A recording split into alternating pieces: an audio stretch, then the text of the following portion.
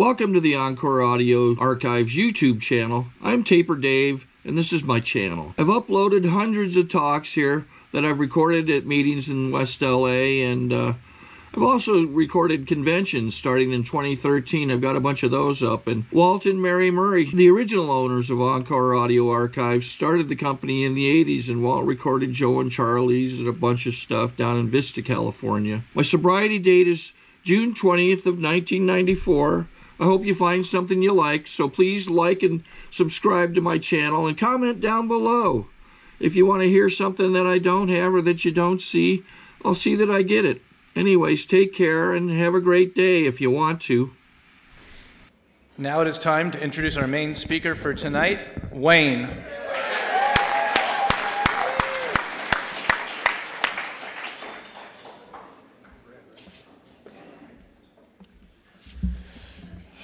Wayne Butler, alcoholic. I want to thank Jeff for inviting me out here tonight. I love Jeff. I normally wouldn't say that about a man, but that's the way it is. I had a difficult time with that issue. I'm from Illinois, and we don't even hug. We don't hold hands to pray, and we judge. So. And I've been here before, so I know I'm in good hands. Brad, thank you. Where'd he go? There you are. But man, I know somewhat how that feels. Probably not the degree you're speaking of, but I remember one time when I was new, coming to meetings drinking, and the God Squad was on me, and he told me to turn everything over to God, so I did. And I turned my child support over to God, and God sent the sheriff. I'm here because I drank, I don't think enough, but I hear it was too much. I don't have any elaborate, most of you probably drank more than I did. It wasn't the amount that I drank, it was that just every time I drank, I got so smart, I outwitted myself. And I just love Budweiser. I mean, I got to, if you're new, welcome to AA, and I'm going to get a disclaimer out of the way right away. Please don't judge AA by my presentation. It's not their fault. Some people ask me why I wear a coat and tie. My home group's the Pacific Group. However, that's not why. It's a good reason, but it's not why. I wear a coat and tie because my sponsor taught me over 29 years ago to put my best on for you because you gave me your best, and that's exactly why I do it. And this just happens to be my best. And if Keith was a little bigger, I'd have tried to take his coat. He told me the name brand when I came in, but I forgot it. Guys, I love this deal. I think for a guy like me that had nowhere else to go, I'm in a funny spot. I was here about a year ago, and I was in a really tough spot that night. I was sick and been sick, and they couldn't find it. I'm still sick. They still can't find it. I was supposed to have surgery yesterday, and they postponed my surgery for the third time because I have some kind of an infection they can't control in the inside, which is really interesting to me if you ask me. I figured I drank enough to kill anything, and I'm not down about that. It's just it is what it is, and I'm in good hands, and I'm not here to seek sympathy, although I've used it before to get a date and stuff like that. And of course, that's why I went to the psych ward a lot, because co-ed psych ward. If nobody wants to talk to me, I just wait till they take their Thorazine, then they can't outrun me. I'm a real charmer. Did I mention I like Budweiser? I do. I still do. I don't make that. I love Budweiser. That's all. If your bar ran out of Bud, I moved. I went somewhere else. I'm a Bud man, I guess, and I played baseball for Anheuser-Busch, and usually find me under the bleachers with my head under the spigot and of the keg. And I love playing ball. I could throw hard, and I throw at you. And an umpire called me out on a third strike, and I told him it was high and tight, and he said, "You're out." So I hit him in the head with a bat, and I was out. I don't say that for brag.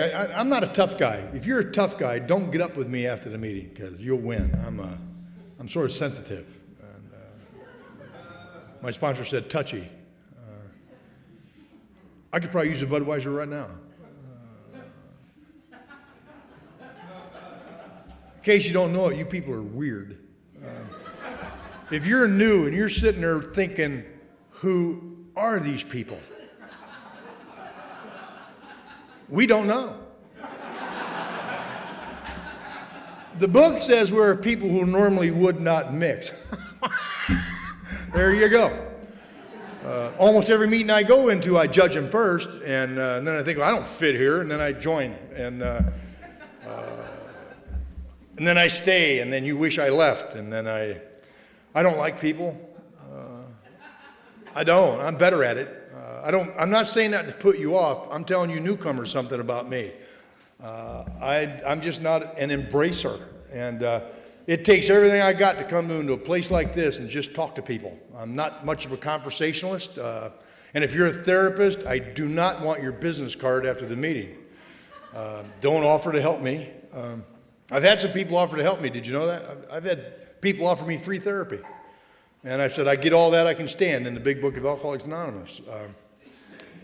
So if you're new, I want you to know that I have a home group. I have a sponsor. My sobriety date is November 8th, 1977. I haven't had any pills, powders, potions, or lotions. I've needed them. I haven't taken them. I believe there's hope for me even yet. I have a lot of friends who have a lot more time than me, and I watch them. I don't watch them to judge them. I watch them because I don't know what to do. And I'm not going to come up here and pretend to you I know what to do. I can tell you what to do if shit hits a fan. Turn off the fan.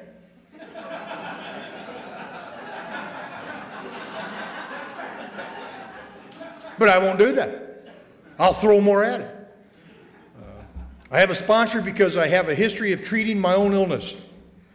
Anybody else got a plan on treating their own illness? I know how to. I'm 29 years sober and I still got a plan. I know how to do it better than the big book. Let me tell you how I treat my illness. I treat loneliness with isolation.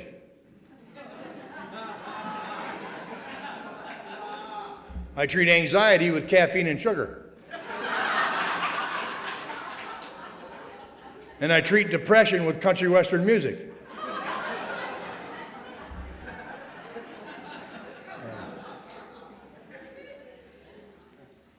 I was thinking today, if I don't drink, I'm fast approaching a birthday, and some people are planning a party for me in Florida, and I'm sitting there thinking about all of this stuff, and I'm getting quite caught up with myself. And it occurs to me that I'm getting a lot more than what I deserve. And I want to thank you for that, because, you know, I'm a guy who got diagnosed mentally. This is not an outside issue. I'll button it up here pretty quick. I'm a guy who got diagnosed as mentally retarded in 8th grade. They gave me an IQ test, and I scored so high they can't even execute me in Texas. No, there's a thought. And I got put in the mentally retarded class. That's the truth. I got put in a retarded group home, and I improved. What can I tell you? I stayed there all through high school, never left. Rode the short bus.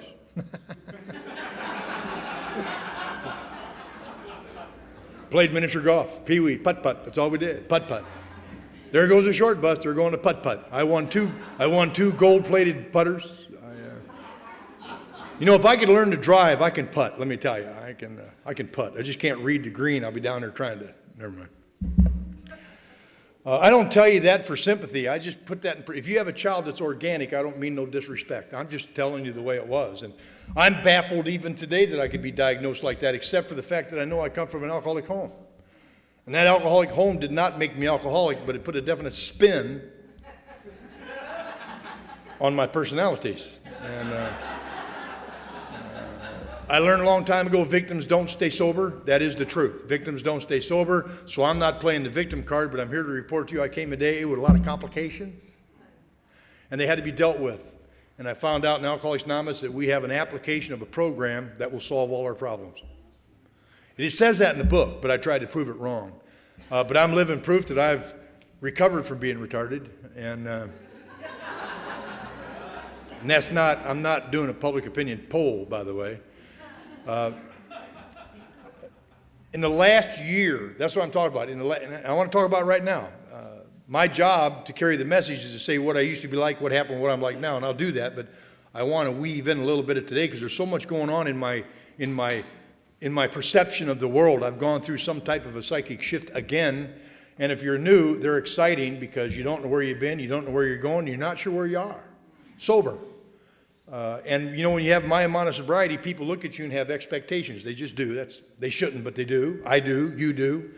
And there's certain expectations. And I'm here to tell you newcomers something that's good news. I made a lot of mistakes. And I'm not making them okay. I'm telling you I've made a lot of mistakes.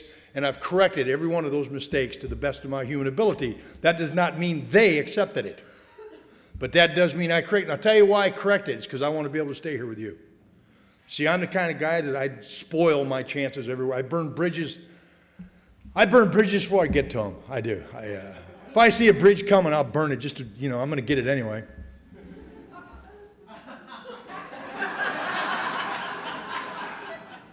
I guess he's trying to cross a bridge before I burn it.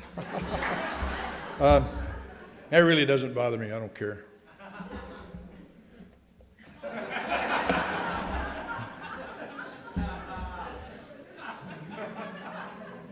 God, I love Budweiser. How many of you are aware that when you go out the 405 and you pass the 101 and about a quarter mile down the road on the west side of the freeway, there's an Anheuser-Busch brewery? How many of you know that that's the Roscoe Boulevard exit? I swear to God, I slow down and have a moment of silence when I go by there.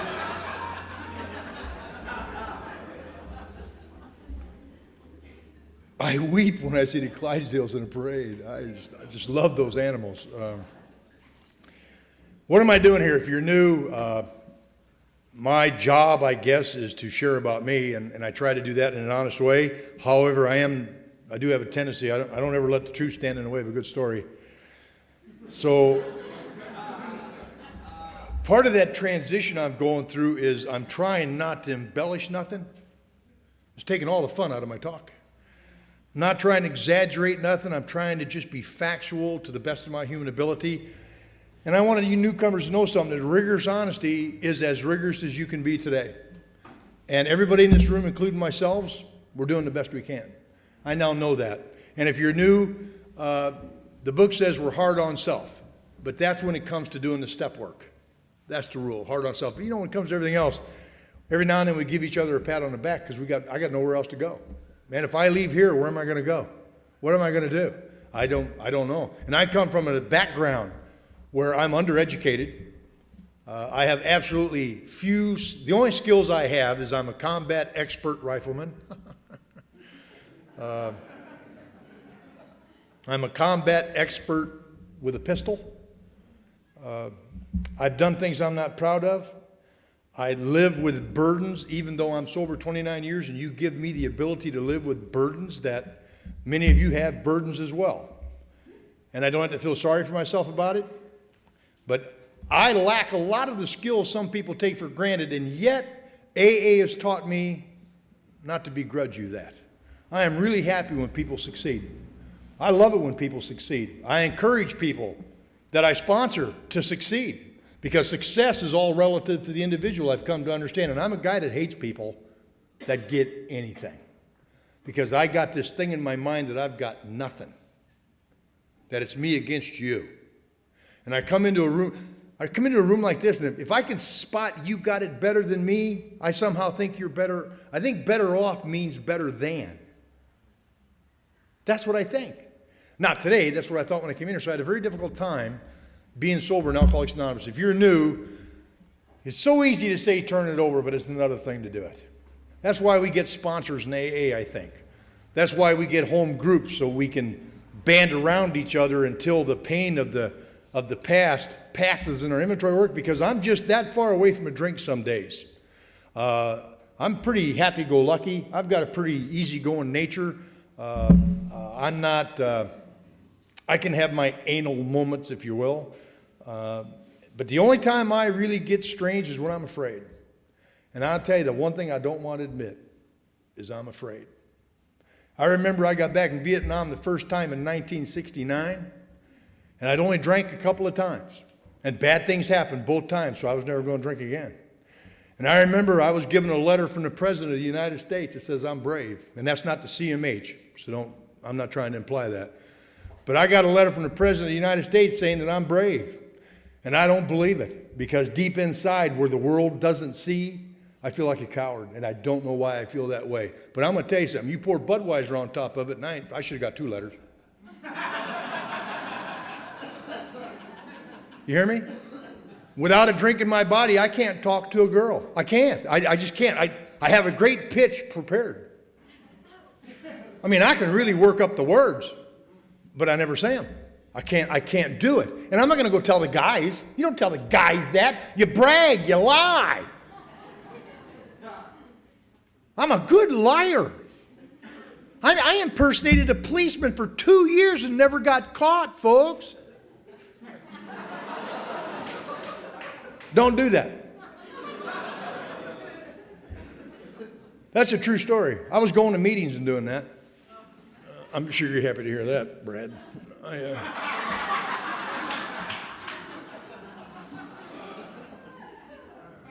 I ran radar with a hairdryer.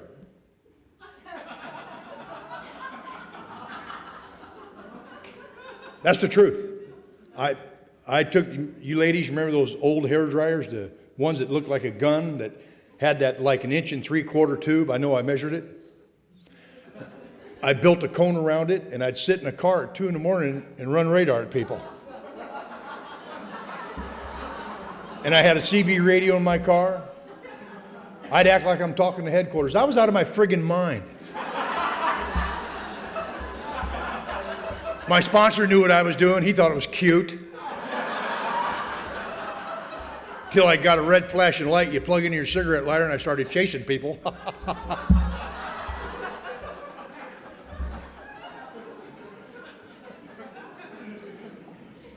Maybe that was attention seeking, I don't know. I just wasn't enough. And Budweiser, how do you give up something, whatever you're doing, whatever you're drinking, whatever you're doing? It made me something. And alcohol is not supposed to do that. Alcohol is not supposed to go into my body and alter my perception of myself. That's a psychic change. I didn't know that till I met you. I've been to a lot of therapy. I've been under a microscope. I've been 17 times in psych wards. I like it there. I was a self-sign-in 15 times. I dated a nurse one time in a psych ward. She found me charming. I come into AA and it's basically the same place.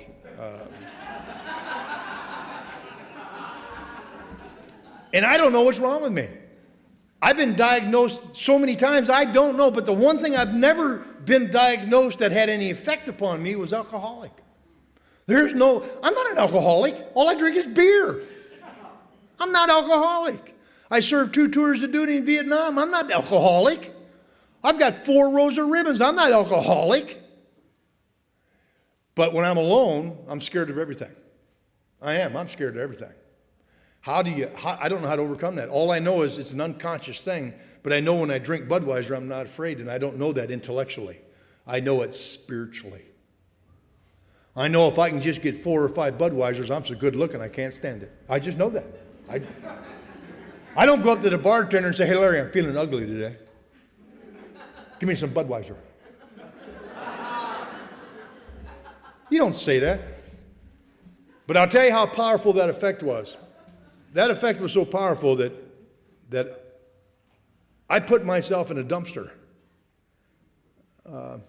It's hard for me to believe now. But 31 years ago, I was sleeping in a dumpster behind Larry's Oasis. It was a BFI.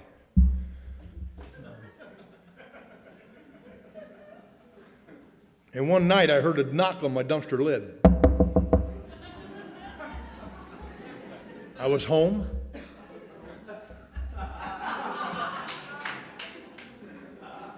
And I opened that lid up. And the most deadly human being I ever knew in my life that scared me more than anything, that had a court order against me that I couldn't go against my mom. I couldn't go within a mile of my own mother. I couldn't go near my father because I got drunk one night on a bottle of tequila and I tried to take the life of my own mother and my own father. And I'm in this dumpster because I got nowhere else to go. Nobody wants nothing to do with me, deservedly so. And by the way, my disease did not do that to me. I did. I'm the one that put the gun towards my mother. I'm the one that torched my mom's house. But the disease didn't do it. The courts don't care about that. I did it. And by the way, there's no recovery in AA until I take responsibility for what I did, whether I was drunk or not. Because I did a lot of things not drunk too. I don't know how to reconcile that behavior. I found out that being alcoholic and having alcoholism, there's sometimes a gray area. And I was suffering from a condition called alcoholism. And there was things I was doing in AA that were much more degrading than the things I did drinking. Because when I gave up alcohol, I no longer had that source of power that gave me the freedom to do what I want. And so I came into Alcoholics Anonymous, and for 7 years, I was an alcoholic. I raised my hand, newcomer, and said, I'm an alcoholic. Didn't mean nothing. I just raised my hand because that's what they tell you to do for 30 days. I raised my hand. And then after that, I said, I'm Wayne, I'm an alcoholic.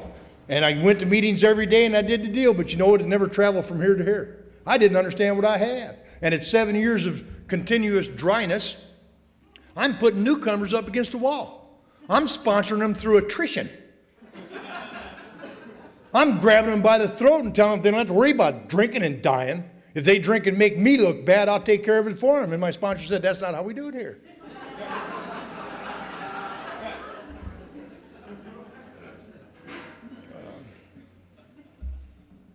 I want to tell you about my first meeting. I didn't stay sober, but it was my first meeting. I was sleeping in that dumpster, and that guy outside the dumpster was my dad. My dad had joined this thing called AA, and he was doing a 12-step call on me. And he knew where I was. And I told him I didn't need his help, and he left. And to make a long story short, I ran into a guy, his wife owned a restaurant, and they gave me a handout when I told them how pathetic my story was. She gave me some free food, introduced me to this group called the Moline Group, and I went there, and I was drunk when I went in. I'd been there earlier in the day and couldn't muster up the courage to go down there. I got drunk, went down there about 8 o'clock, and I didn't notice that basement doorway was 5'10"-ish. I'm 6'3"-ish. And I ran right into the door header, and the impact knocked me off my feet, and I slid into my first meeting of Alcoholics Anonymous. There was a round table. They said so the devil couldn't corner you. 6 or 7 old guys sitting around him, and I slid right between two of them. And this old cranky, this one guy was so ugly, he gave me hope.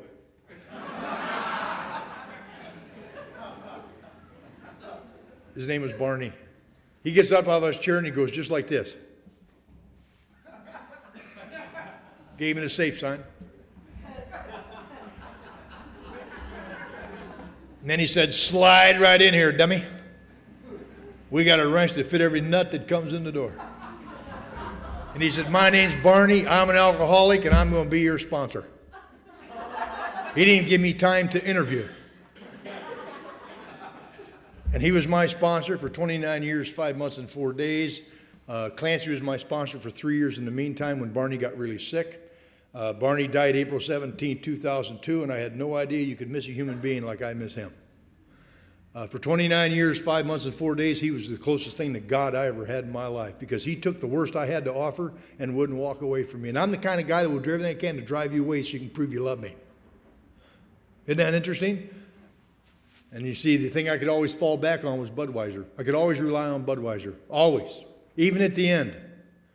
I hadn't drank as much as most people. I was still having the effect produced.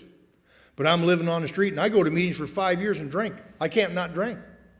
I can't not. I hear you say don't drink no matter what. I can't do it. If I could don't drink no matter what, that would constitute willpower where alcohol is concerned, and that would be called in the big book a lie. I couldn't not drink. And I'm sitting here feeling like a loser because I heard people saying that. You know what my sponsors say to me? Say, just keep coming back, dummy. A day at a time. We try not to drink here a day at a time. And then I walked through that big book of Alcoholics Anonymous, and for 7 years I came here. November 8, 1977, I took what appears to be my last drink. I've been going every day ever since. My sponsor said, you got a daily sickness. You're sicker than most of the average bear. And he says, I suggest you go to meetings every day. I said, for how long? He says, till I tell you not to. He died.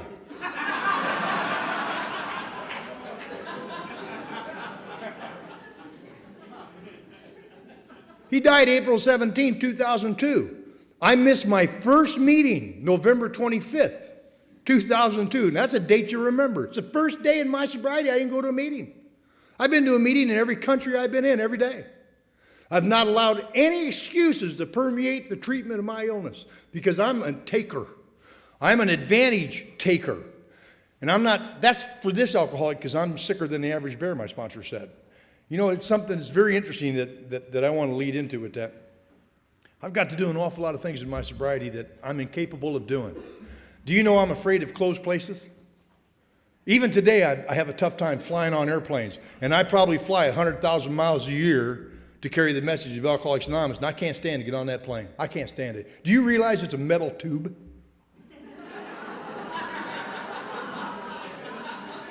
I notice things like that. Now, let me tell you why. There's an association I learned in my 4-step. You see, we get down to causes and conditions. Causes and conditions. What I'm afraid of and why. Causes and conditions. When I did my 4-step, when I was in that special class. Any other wrestlers here? Don't raise your hand. The wrestlers grabbed 3 of us in the retarded class. And they locked each one of us in a hall locker on Friday night. And they didn't find us till Monday. Now, I'm not playing the victim card, but I'm going to tell you that definitely changed my personality type. I got down to causes and conditions in my inventory. I'm afraid of tight places, but you know what? Alcoholics Anonymous, because I'm committed to doing what I'm asked to do in Alcoholics Anonymous, why when Jeff asked me if I'd come over here, there was no hesitation. I'm in town, I'm here, my surgery's postponed, I'm coming. Because I have allowed myself to be placed in situations that terrify me. And I'm not as terrified as I was 29 years ago. Some people look at me and they say, how can you be afraid? I mean, I look in the mirror and say, how can I be afraid? And yet there's this thing that only Budweiser can calm down. And ladies and gentlemen, if you're new, if you've got that kind of all-enveloping fear, Alcoholics Anonymous, I promise you, if you allow AA, we will pull you through those situations with relative harm, being a distortion of perception. And now I get on planes almost every weekend of my life and fly somewhere. I am so grateful when we land. And then I find out we've got to take off again. I get so tired. But I do it. I'm afraid to drive in cars. I became a policeman, for real.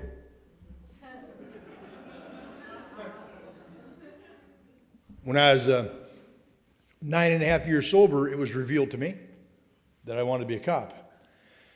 I can't be a cop. I know I can't be a cop. I've squandered that opportunity. Number one, I've impersonated a cop for 2 years, and I can't put that on the application. My sponsor said, go apply. And he laughed. And I went and applied because he told me to. I was 9.5 years sober. I'd got my record expunged. But expungement doesn't mean forgiven. Still accessible. And there's no other place in the world I could have become a cop except Des Moines, Iowa. How do you become a cop when you've been arrested 9 times for domestic violence? And some of you might be tempted to judge me right there, but hold your judgment. It's hard to become a cop when you've been arrested 9 times for domestic violence, twice for attempted murder. And that's your parents.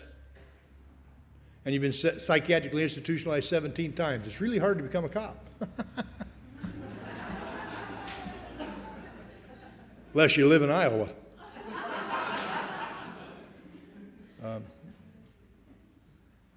I joined the Sheriff's Reserve, which means anybody can do that if they don't have a felony conviction. And they had such admiration for my honesty that they let me work my way through the ranks. And I remember the day I was sworn in as a real policeman. Went through the academy for 26 weeks, a day at a time. I'm scared. They put a gun on my hip. Not scared. You are. I'm not. Now, I've never done drugs, and I think it's really strange for a person to say that in an AA meeting. But if cocaine, I've heard about that.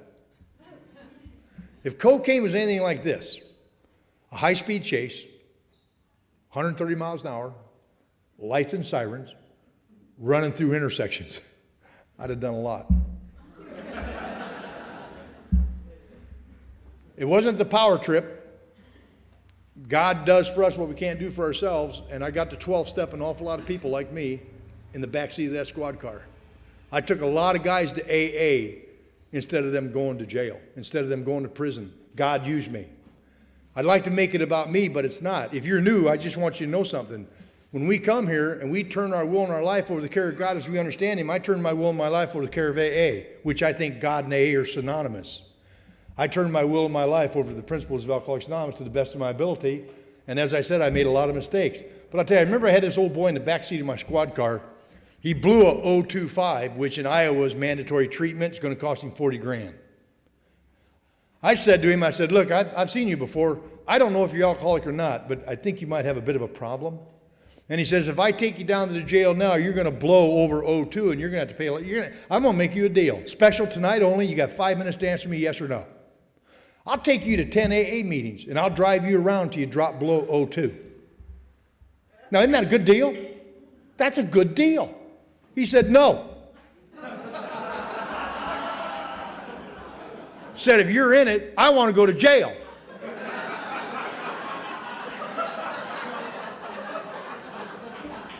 So I knew how insane he was. So I drove him around anyway. Ain't much he's going to do. He's the one handcuffed for a change. I took him for drunk, but he didn't have to go spend 40 grand. And he went to those 10 AA meetings with me. And I've been his sponsor now for almost 14 years. And I'm not taking credit for that. I'm just putting it in perspective. I have absolutely no right to have been carrying a weapon or to be of service. And yet, the reason I share that with you, I'm not a cop now. I got to do it for a little while. And then I moved out here to California. And I'm in a change now. If you're new, the only people who say time don't matter is people who usually don't have any, or people that are having a tough time. I'm going to tell you something. If I didn't have every day of my 29 years right now to draw on, I'd be in trouble, because I'm not quite sure where I am. I am in flux. It's very mercurial when you get sober and go through life changes. And so I'm hanging close to people around me in my home group. I'm hanging close to my sponsor. I'm hanging close to my friends, because I know that I'm going through a psychic change. I know I'm not going crazy, newcomer. That's the difference. I'm not going crazy, and neither are you. When we come to Alcoholics Anonymous, we find out we're going sane. It just doesn't feel that way because it's odd. If you're new, I want to welcome you again, and I hope you stay. I hope you find enough here, and I don't care what your reasons are for finding, I hope you find something here that allows you to stay in that chair until you raise that hand and you know what it means to say, I'm alcoholic. Because somewhere around 7 years of sobriety, I caught alcoholism.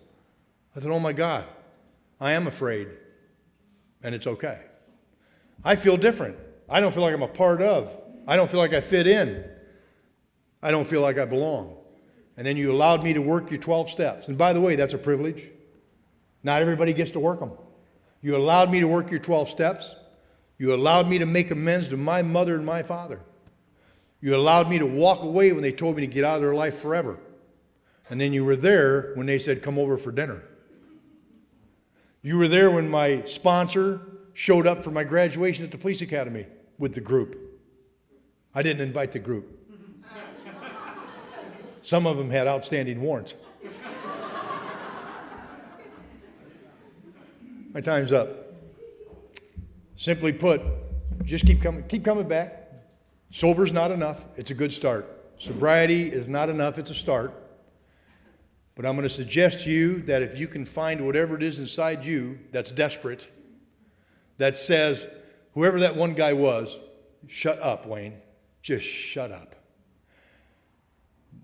Just shut up. And I don't know how to do that because I want to think I know something.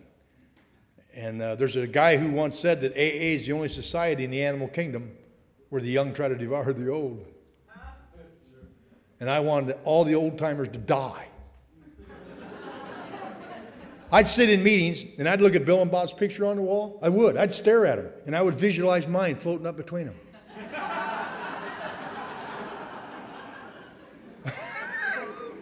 Anything but me. And I'm here to report to you that the state that my life is in, even though it's very mercurial and very unknown, I wouldn't want to be anywhere else. Thanks. Yeah.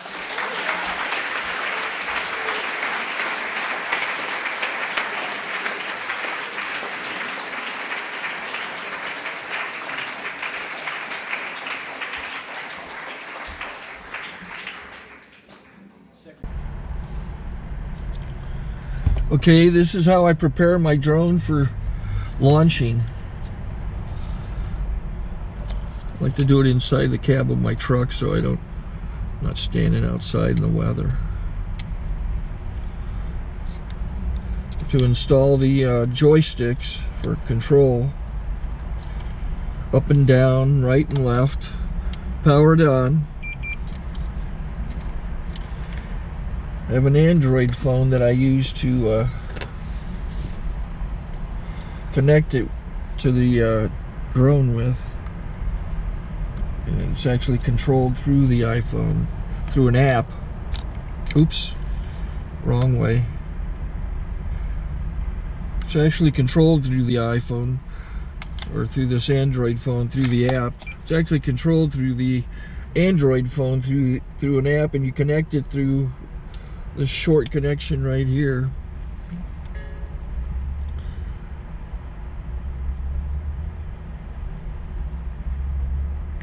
Remote control connected. Remote control's connected. So I pull out the drone. I have to extend the legs. Long legs extended first, then the short legs. Remove the gimbal protector. Set that aside, then power it on one short burst and one long burst. I lay it down. So I have to go to calibrate. So the drone's not connected yet. It shows you here as this drone gets disconnected, even though the remote's powered on. So the drone has to establish it's connected.